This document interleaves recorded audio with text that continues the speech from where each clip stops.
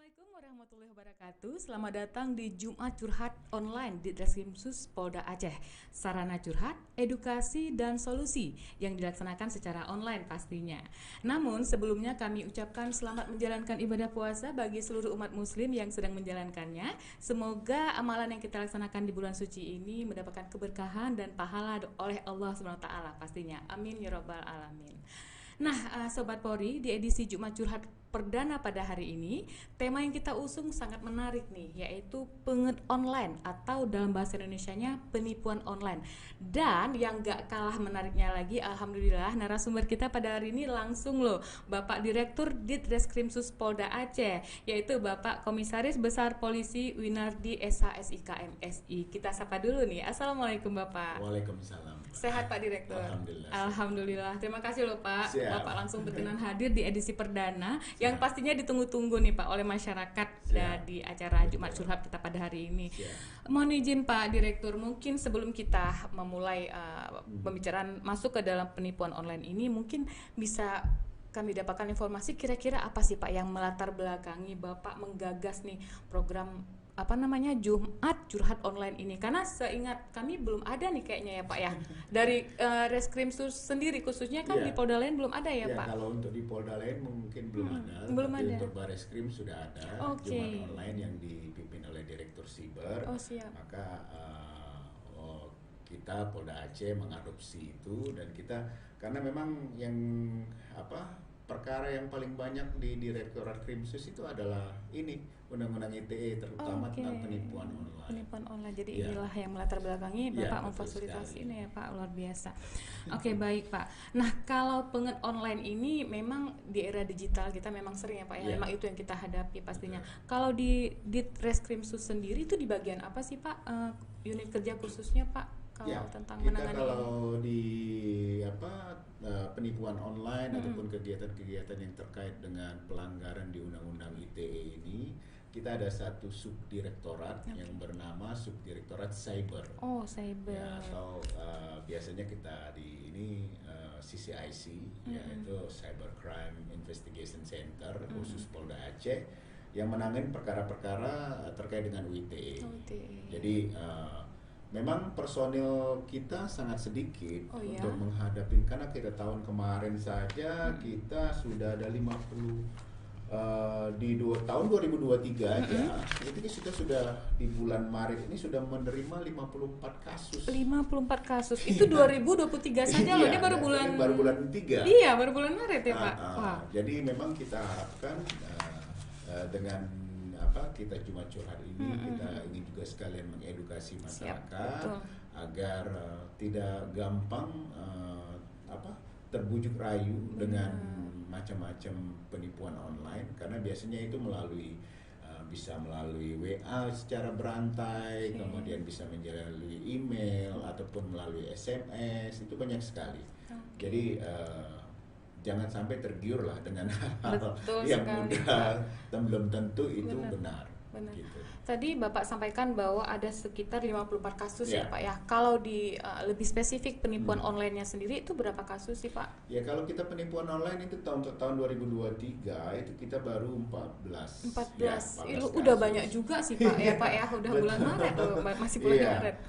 Ini 14 kasus, kemudian selain itu juga kita paling banyak adalah pencemaran nama baik, yaitu 26 kasus, diikuti juga dengan ujaran kebencian itu ada 1 kasus, kemudian ada juga pornografi di 7 kasus, kemudian kita ada 4 kasus illegal akses, kemudian kita ada asusila juga 1 kasus, dan juga terkait dengan administrasi kependudukan itu juga 1 kasus.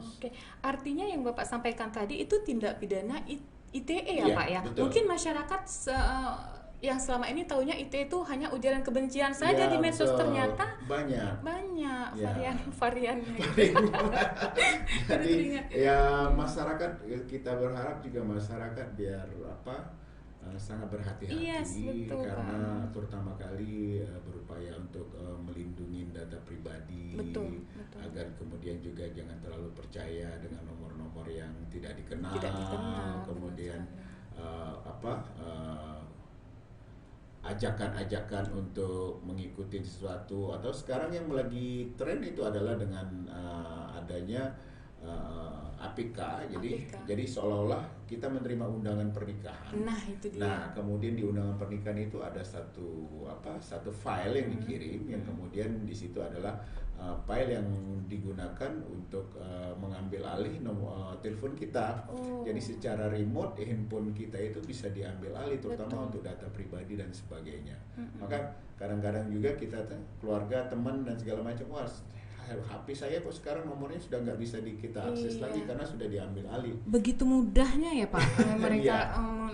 Memang luar biasa. Bahkan seperti Bapak sampaikan, kayak undangan online itu kan jadi takut juga kita Pak, kalau kita nggak kenal, nggak berani klik juga ya Pak ya. Jadi memang luar biasa. Oh ya Sobat Polri, dipersilakan ya buat yang namanya juga Jumat Curhat ya Pak. Jadi disilakan, selain edukasi kita juga menerima curhatan nih langsung Pak Dirnya, menerima curhatan dari Sobat Polri pada masyarakat semuanya yang ingin bertanya, ingin curhat nih, disilahkan nih, mumpung ada Pak Direktur di sini loh. Nanti kan kita bacakan pertanyaannya. Oke. Nah, baik Pak Dir, sambil menunggu, kira-kira nih Pak, untuk penipuan online sendiri di Aceh itu yang paling banyak itu penipuan online yang bagaimana Pak? Ya, yang kita tangani paling banyak adalah penipuan yang dilakukan oleh misalnya oleh marketplace yang tidak kita kenal, kemudian juga oleh akun-akun di Instagram yang menawarkan barang seperti misalnya handphone murah, kemudian barang-barang lain yang murah, kemudian sudah dilakukan transfer oleh pembeli, ternyata barang itu nggak berkunjung datang. Kemudian memang kami sarankan juga kalau masyarakat ingin berbelanja lebih baik di marketplace yang benar-benar sudah teruji, official ya Pak ya, yang resmi, teruji, benar. Kalau yang mungkin lewat kan Instagram juga sudah ada sekarang Instagram akun yang memang resmi untuk melakukan jual beli di situ. Nah, kalau misalnya hanya akun-akun yang tidak jelas dan kemudian memang di situ mereka jadi sarana, memang modusnya adalah menawarkan barang yang harganya lebih rendah dari pasaran. Benar Pak, benar. Sehingga orang kan tertarik Dengan begitu mereka mengikuti, dan kemudian biasanya percakapan itu dimulai di message ya, di DM masing-masing, kemudian nanti berlanjut tukaran nomor telepon di WhatsApp. Nah, makanya disitulah kadang-kadang kita yang pembeli itu dijanjikan, diperlihatkan, kemudian diperlihatkan semacam komen-komen seolah-olah mereka itu sudah benar-benar valid dan sebagainya. Ternyata itu memang sudah settingan mereka. Seperti ada komplotan gitu ya Pak. Jadi mereka sudah terlatih sekali. Bisa disampaikan begitu, mereka banyak komplotan. Dan memang ini kita memang Aceh ya, kalau Aceh untuk terkait dengan pelaku di tempat di kita memang jarang ya. Rata-rata kita tracing mereka pelaku itu kalau nggak di Sulawesi, kalau nggak di Jawa. Jadi paling banyak komplotan di sana. Gitu. Tapi nggak menutup kemungkinan kita juga akhirnya kalau kita lebih banyak korban. Iya, korbannya orang ini Aceh. pelakunya ya Iya, Pak. pelakunya ke sana. Berarti mereka dari sana juga bisa nih ya. Ya, karena kan sekarang kan kita harus paham, masyarakat juga paham bahwa dengan adanya kondisi Internet of Things ini, jadi dunia siber ini itu tanpa batas. Jadi orang-orang di mana di luar negeri pun itu bisa komunikasi dengan kita by second, by minute, jadi cepat seperti itu. Kalau dari pembelian ke marketplace yang seperti apalah kita bilang banyak sekarang ini ya Pak ya, kayak Tokopedia, Shopee dan sebagainya, itu juga ada juga Pak kira-kira yang sejauh ini ada nggak Pak kasus ternyata ada juga nih penipunya gitu? Ada juga, jadi memang ada juga yang memanfaatkan marketplace sehingga mereka sudah menterampil. Tapi dengan adanya marketplace ini mereka uangnya tidak langsung ke pelaku.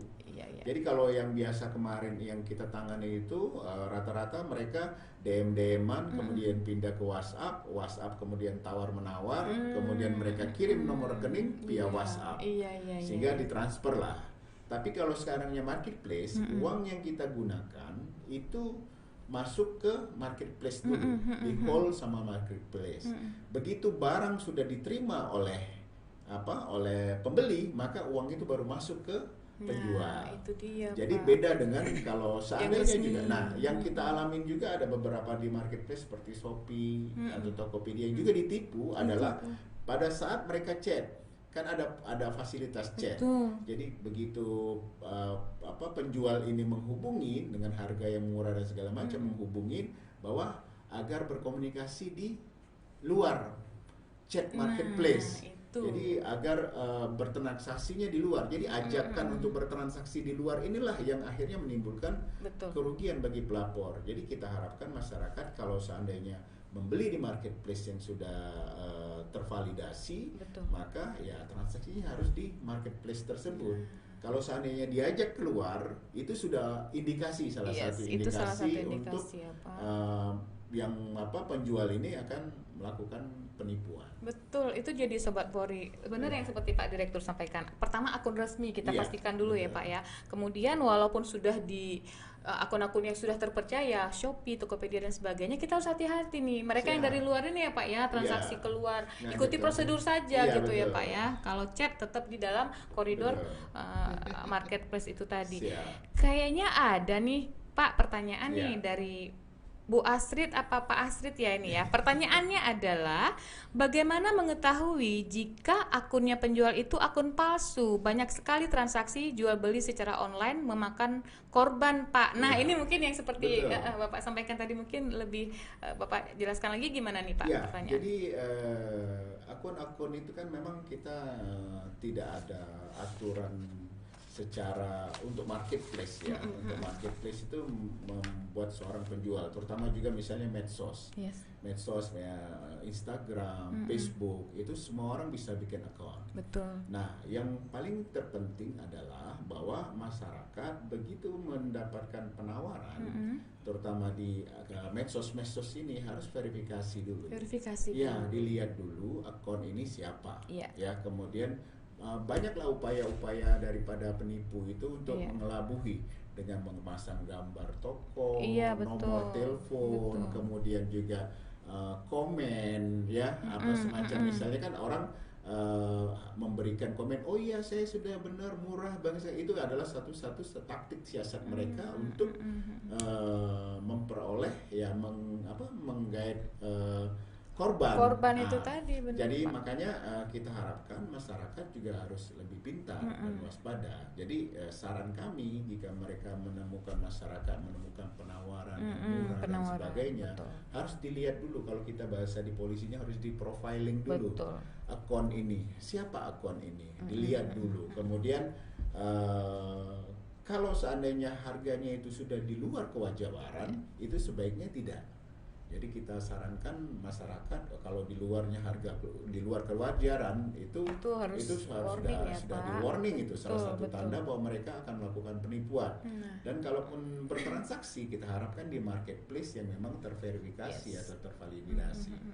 Jadi itu Sobat Polri ya, Bu Astrid, gitu Pak, Bu ya, Bu Astrid. Jadi kita verifikasi dulu gitu. Apalagi nih ibu-ibu nih memang kok denger-denger yang di bawah standar harga, itu jiwa Shopee-nya bergejolak Pak. Jadi makanya harus hati-hati. Jadi jangan lihat di harga yang murah, tergiur harga murah, terus kita langsung beli.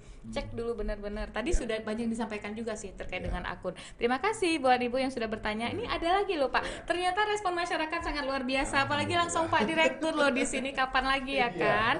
Pak Direktur, banyak masyarakat sering terjebak dengan penipuan online dalam hal pesan barang, setelah dibayar, barangnya nggak sampai Pak. Bagaimana caranya kami mau melapor Pak? Ini gimana gitu Pak? Jadi teman-teman, ada prosedur pelaporan penipuan online ini agar kita minta masyarakat begitu sudah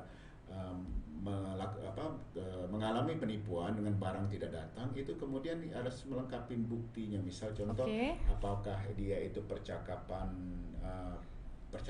di WA atau percakapan di DM, capture ya, itu Pak, di-capture, kemudian di-capture, ataupun mungkin ada video atau rekaman yang menjadi bukti-bukti kita untuk melakukan penelusuran nanti, kita profiling akun ini.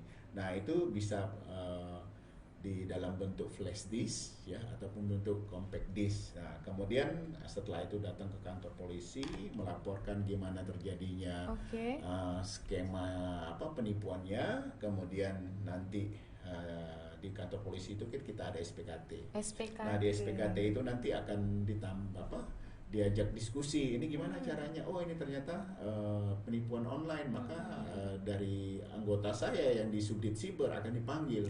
Ini benar nggak masuk dalam kategori sebagai penipuan online? Buktinya kira-kira bisa kita telusurin atau tidak?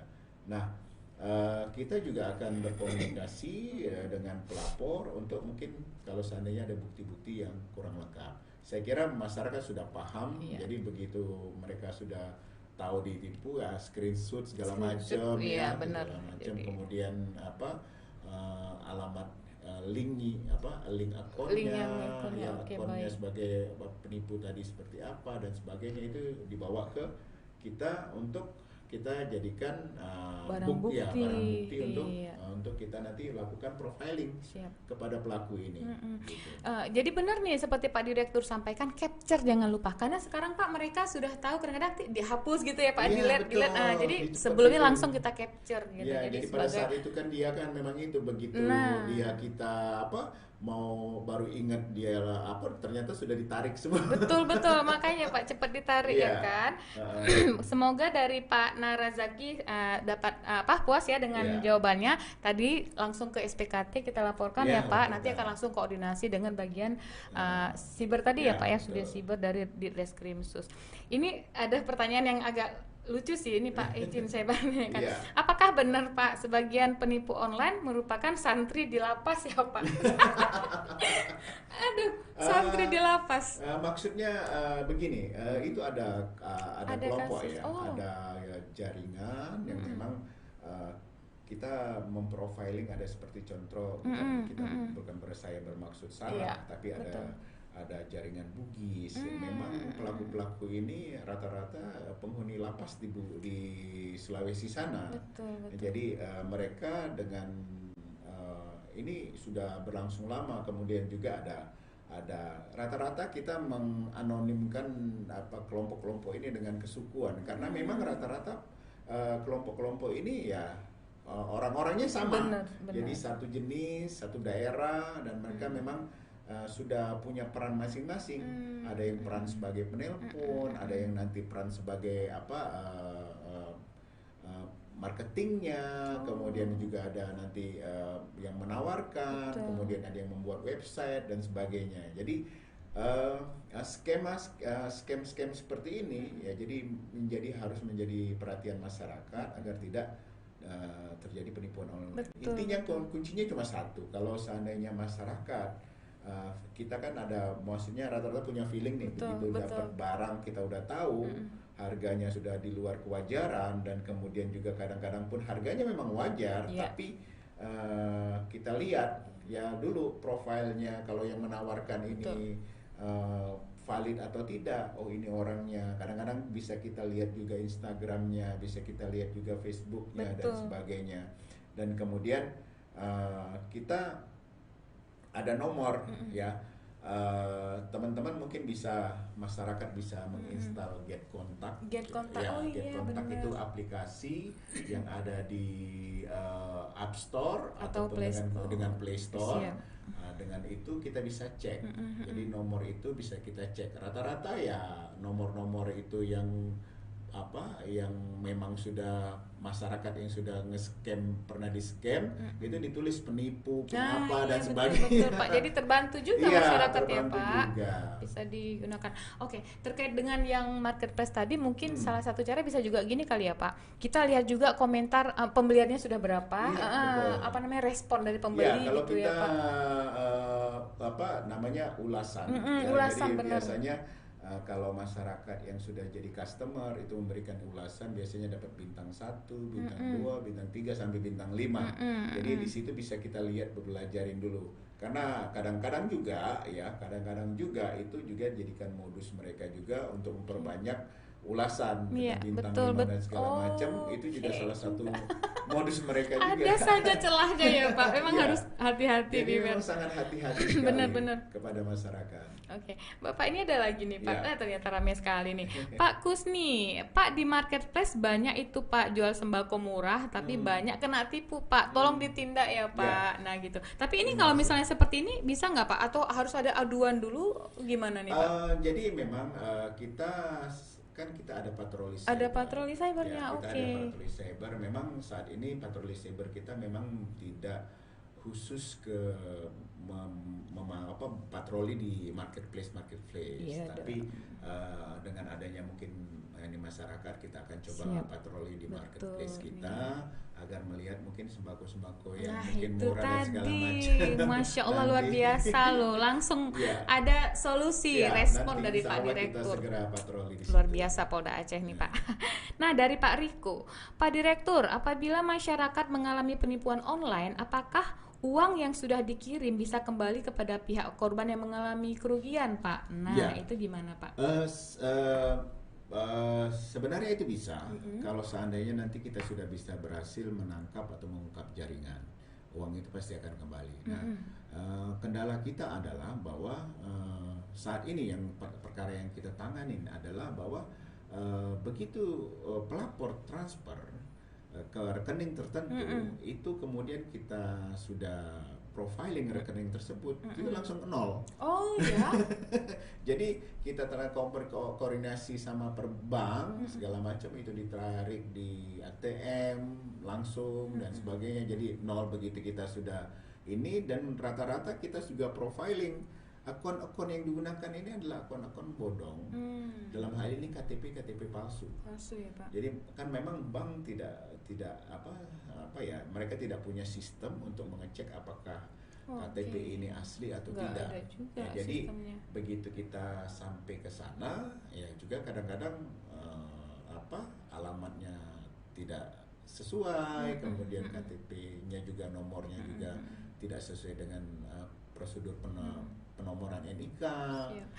Artinya izin Bapak, ketika yang saya teringat rekening tadi, ketika kita ini ke rekening ini nih kita kirim, itu bisa langsung kita laporkan, bisa dibekukan jadi ya kalau Pak? pada saat itu kan biasanya eh, korban dalam penipuan online ini itu baru sadar setelah barangnya nggak datang. Benar. Jadi itu punya space waktu yang sangat panjang. Misal contoh kita di Aceh, Betul. kita memesan barang dari Jakarta, Iya. kata mereka, oh Pak itu sudah kita kirim, mungkin butuh 3 hari dan sebagainya. Oh itu Situ peluang sudah, dia ya, Pak. sudah. Makanya Bapak bilang tadi udah nol. Iya, makanya pada saat kita rata-rata perkara yang kita terima itu begitu kita tracing sampai ke nomor rekening itu sudah nol saldonya, dan kemudian kita sudah koordinasi ke pihak perbankan, ternyata aplikasi rata-rata aplikasi yang dipakai itu adalah dengan alamat-alamat palsu. Oke, kayak lagu Ayu Ting Iya, Ting. betul Alamat sekali. palsu nih Ayu Iya. Ting Ting. Oke, baik. Bapak ada lagi nih. Dari channel apa nih satu ya? Apa di semua kantor polisi bisa kita laporkan penipu online, Pak? Ya. Karena kami jauh dari Banda Aceh. Maksudnya apakah hanya di Polda saja bisa kita laporkan? Atau gimana? Tidak, di Polres-Polres juga Berarti di ada. Polres bisa, Sobat Jadi di Polri. Polres-Polres itu bisa, kemudian Polsek? di Polsek juga bisa. Jadi Polsek yang ada tugas penyelidikan. Jadi kita juga ada Polsek yang memang tidak menangani perkara, ada Polsek yang menangani perkara. Nah, bisa dilaporkan di Polsek. Nah, nanti biasanya kalau Polsek ini kemudian tidak punya sumber daya manusia ataupun peralatan teknologi, itu mereka akan komunikasi dengan kita yang di Polda.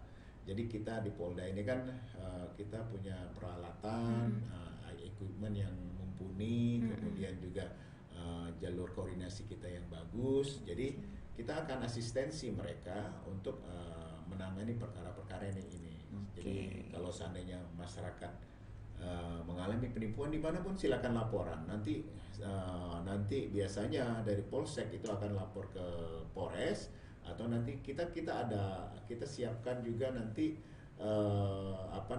untuk nomor hotline untuk laporan kepada teman-teman. Kita juga nggak perlu mungkin ke Polres ke Polsek juga, kita di akun IG kita ada. ya, di akun IG kita juga bisa. Sekarang zaman IT semua dipermudah loh, Sobat Polri, Iya. tenang. Jadi- Itu berarti yang resminya ini apa Pak nama Ya, IG-nya? jadi Pak? nanti di IG kita kan di Reskrimsus Polda Aceh. Di Reskrimsus Polda Aceh. Jadi nanti teman-teman bisa DM di sana, kemudian nanti memberikan nomor yang bisa kita hubungin, nanti bukti-buktinya bisa kita pakai WA, sehingga nanti Boleh ya, Pak? ya kita tetap harus melayani Wah, masyarakat. luar Sekarang biasa. zaman canggih kan nggak perlu lagi Benar, harus tatap Pak. muka Benar. gitu. Yang pasti memang perkaranya terjadi, Iya, dan buktinya memang, jelas ya, Pak. Sebelumnya juga nanti akan kita profiling juga teman-teman yang lapor ini, apakah benar memang jangan-jangan sampai prank juga kita di prank. Iya Gitu. sih, benar, Iya. harus jelas buktinya. Uh-uh. Ini ada lucu juga nih, Iya. Pak. Pak, tolong kasih pesan buat kaum hawa, Pak. Loh, saya kena nih. Jangan banyak kali belanja online, rusak. Aduh, Iya. ini yang menjerit bapak-bapaknya. Kalau ibu-ibunya belanja online. Jadi begini, bahwa memang kebutuhan manusia itu memang ya kita, terutama ya kita saat ini dipermudah dengan adanya banyak-banyak situs penjualan online. Yes. Jadi yang pasti siapapun masyarakat, entah kaum hawa, kaum pria juga itu ya tetap harus dilihat. Iya sih. Ya, situs penjual online ini benar-benar terverifikasi atau tervalidasi. Ya kami sebagai aparat kepolisian menyarankan ya kalau berbelanja lebih baiknya di Iya. marketplace yang sudah terverifikasi. Betul. Dan pesannya Pak Jack Morpong ini jangan lupa ibu-ibunya ingat-ingat juga uangnya juga dibatasi gitu ya Pak ya. Iya, Jangan iya. belanja terus ya kan. Terus COD lagi. COD. Iya Aduh, betul. bener-bener Kadang-kadang kan aja. memang kita juga ada perkara yang kita tangani bahwa di saat mereka COD itu ternyata barang yang dipesan tidak Nah, sesuai dengan itu juga sering ya, tidak Pak. sesuai dengan apa yang diinin. Sebaiknya teman-teman yang begitu menerima COD barang tidak sesuai itu segera dikembalikan langsung ke, Jangan dibuka ya? Jangan dibuka, sebagai- benar ya, atau Pak? misalnya Atau gimana tuh, Pak? ini dilihat kan biasanya setelah dibuka di unboxingnya harus Ah, di video. iya, di videokan. Ya, Betul. jadi videonya di unboxing, kemudian komplain kepada Pihak yang ke penjual, penjualnya, kemudian nanti biasanya ada komunikasi, Iya. itu kemudian dikembalikan atau ditukar. Betul. Gitu. Jangan akhirnya yang Ya, makanya musibah kalau- kurir. Iya, Kurir. makanya kalau sekarang masyarakat kita harapkan pada saat mereka unboxing itu mereka videokan agar jadi kelihatan proses bukanya atau apa sehingga pihak penjual juga merasa safe bahwa memang itu barang memang bukan karena pembelinya yang ngerusak, tapi memang karena mungkin faktor perjalanan dan sebagainya. Benar sekali. Oke Pak, izin sebelum nanti pesan-pesan dari Bapak buat masyarakat, satu pertanyaan Pak. Sekarang kita tahu adanya social engineering di mana ada juga sih yang langsung nelpon gitu Pak, kayak seperti menghipnotis ataupun membujuk sehingga kita percaya gitu, minta nomor OTP-nya dan sebagainya. Itu gimana sih Pak cara pencegahan kita nih dari masyarakat? Ya, makanya seperti saya sampaikan tadi kepada masyarakat bahwa begitu Anda menerima telepon yang kemudian membujuk untuk melakukan segala sesuatu, itu sebaiknya handphone itu segera dimatikan saja. Ya, langsung dimatikan, kemudian Anda cek nomornya dengan aplikasi yang tadi saya sampaikan itu kita get contact tadi, dicek, kemudian apakah benar ini memang dari bank kah, dari asuransi kah, atau apa yang memang resmi, itu biasanya muncul di situ. Tulisannya bukan nomor lagi ya Pak, ya langsung nama. Iya, biasanya di nomor kita masukkan itu di situ nanti akan muncul tag orang biasanya. Misalnya saya nge-save nomor Mbak Norma misalnya gitu, itu ketulis di situ Norma. Tapi kalau misalnya nomor ada yang saya tulis, saya save penipu, itu akan orang akan muncul di situ penipu. Sangat terbantu. Ya, jadi begitu seandainya sudah menerima telepon, lebih baik jika tidak merasa terkait dengan hal tersebut atau kemudian tertarik, lebih baik handphone itu dimatikan. Dimatikan, kemudian dicek nomor itu apakah benar dari pihak resmi. Kalau seandainya tidak bisa dicek, otomatis itu berarti sudah boleh dikatakan sudah hampir 60% penipu gitu. Kemudian berikutnya jangan mudah terpercaya dengan apa yang disampaikan oleh penelpon. Jadi walaupun misalnya boleh dibilang dengan bujuk rayu yang sehingga menggerakkan mereka untuk memberikan transfer dan sebagainya, ya saya sarankan lebih baik langsung dimatikan. Jadi kalau nggak kenal nggak apa, lebih baik langsung matiin. Benar. Saya pernah juga loh Pak, saya komandan baru, sering tuh Pak kan ada perpindahan mutasi, saya langsung matikan langsung. Jadi saya juga pernah mengalami, jadi pada saat pergantian pimpinan kita itu ada yang telepon, ini dek kita siapkan ini begini. Jadi saya karena nggak kenal atau apa, saya matiin aja, bodoh dimarahin atau apa. Yang penting kan saya nggak kenal. Begitu mungkin kalau seandainya memang benar pun orangnya datang, kemarin saya telepon kamu, mohon maaf komandan, saya nggak tahu nomor komandan ini, minta maaf, kan itu lebih baik daripada begitu. Jadi kalau saran kami ya cut off langsung.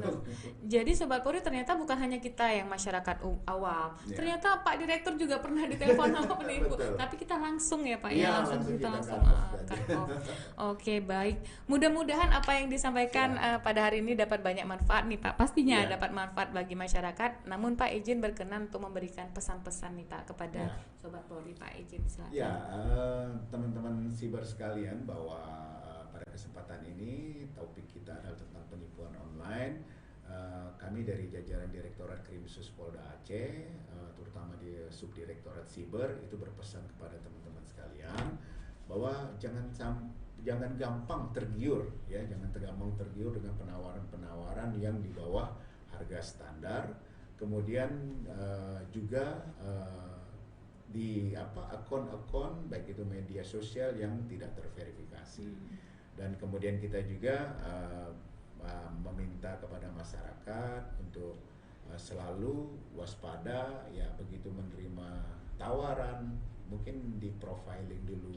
Apakah benar ini orang yang menawarkan, akunnya terverifikasi atau tidak, kemudian nomornya tadi benar atau tidak. Dan yang berikutnya, jadi tolong install di HP-nya masyarakat teman-teman sekalian Get Contact, di mana dengan Get Contact ini teman-teman bisa mengecek nomor yang menghubungin teman-teman sekalian, apakah benar nomor ini dari pihak yang benar-benar valid atau mungkin salah satu penipu yang mencoba mempengaruhi kita. Dan terakhir, jika mengalami kasus penipuan online, maka segera laporkan ke Polda Aceh melalui SPKT, atau teman-teman juga kita buka kemudahan agar bisa men-DM ya, DM di kita, dan nanti DM-nya itu nanti kita akan komunikasi dengan teman-teman sekalian untuk membuatkan surat pengaduan. Dengan dasar pengaduan ini maka kita akan melakukan penyelidikan, berusaha mengungkap perkara ini menjadi terang benderang. Itu saja dari kami, dan nantikan episode yang kedua Jumat depan nanti dengan tema yang lain lagi. Yang berbeda gitu. lagi. Wah, luar biasa. Terima kasih Pak Direktur. Siap. Ingat teman cyber. Nah, ini saya baru dapat. Iya. Ingat teman-teman cyber semua bahwa waspada penipuan online. Jadi verifikasi akunnya yang resmi, kemudian bila ada pengaduan langsung ke SPKT ataupun DM melalui Instagram di Reskrimsus Polda Aceh. Wow, jangan lupa install Get Contact. Ya, Pak, itu penting banget. Oke, terima kasih Pak Direktur, luar biasa. Bincang-bincang hari ini sangat bermanfaat, Pak.